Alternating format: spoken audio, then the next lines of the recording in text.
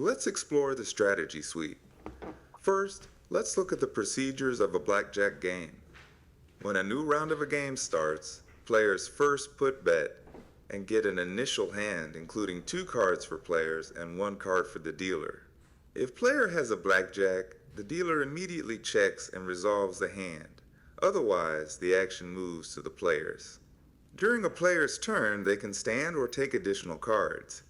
If the player stands, the dealer plays. If the player takes a card and busts, the dealer also plays. If the player doesn't bust, they can continue taking cards until they either stand or bust. After all players have finished, the dealer completes their hand. At the end of the round, the shoe is checked for penetration.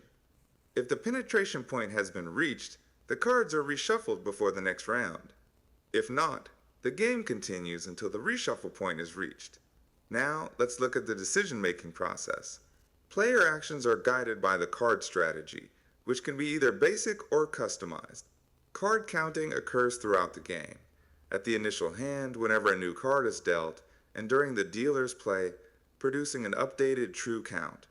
The bet strategy comes into play at the start of each round, when bets are placed, and it is based on the current true count. The strategy starts with the card strategy. This is presented in a 2-dimensional table with 13 columns, each corresponding to the dealer's up card from 2 through ace.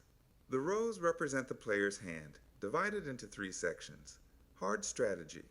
The first 17 rows, covering totals from 5 to 21 without an ace, counted as 11. Soft strategy. The next 10 rows for hands that contain an ace plus another card. Pair strategy. The final 9 rows for hands where the 2 cards are the same rank. Together, this table covers all 468 possible player-dealer hand combinations. For each situation, the player can choose among the following actions. S. Stand. Keep the current hand and compare against the dealer. H. Hit. Take another card. S.R. Surrender. Give up the hand and forfeit half the bet. D. Double. When holding exactly 2 cards, double the bet and take only 1 additional card. P. Split.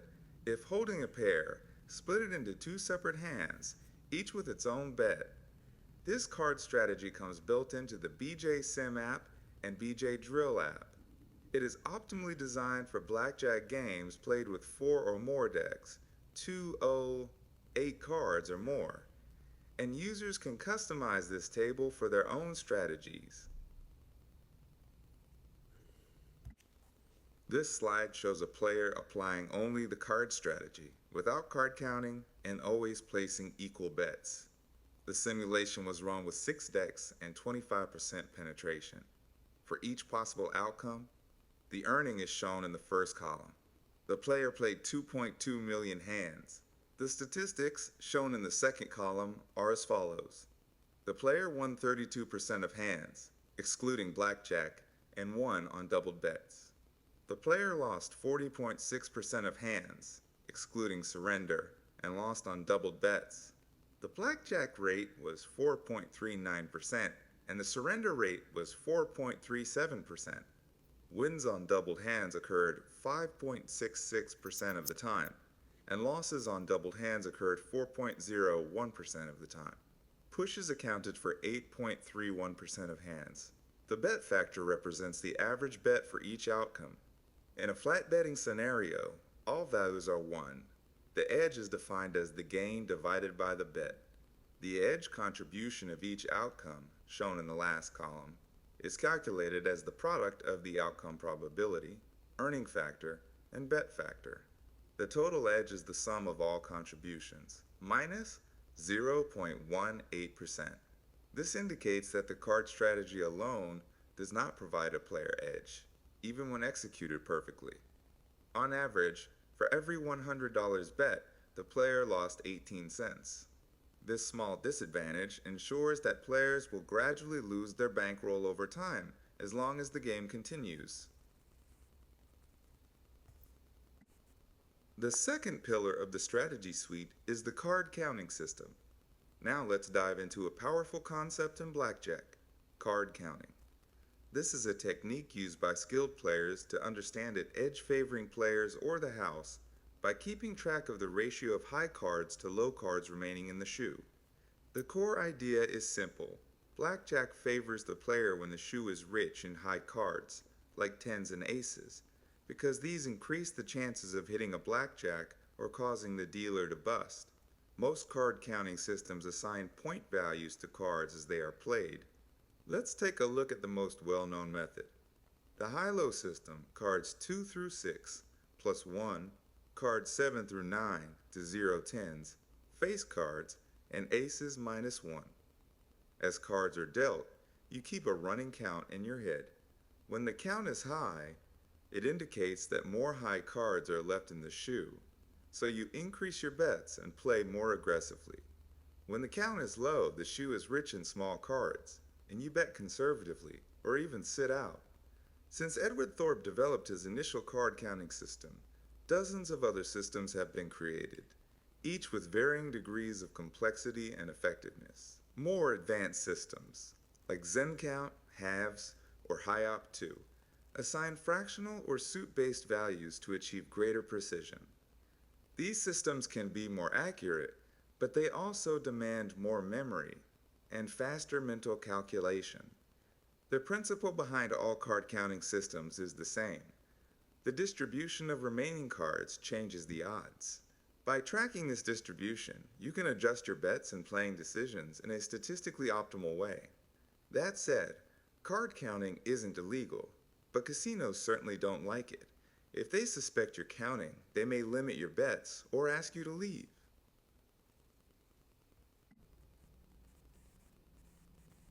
This slide defines 4 important metrics.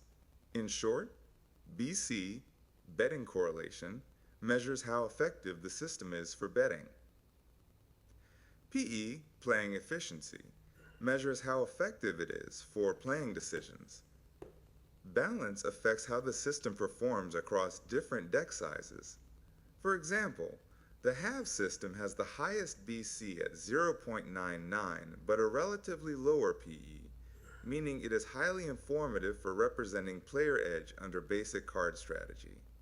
High-Op-2 and Omega-2 have higher PE, making them better choices for players who want to customize the basic strategy for additional edge.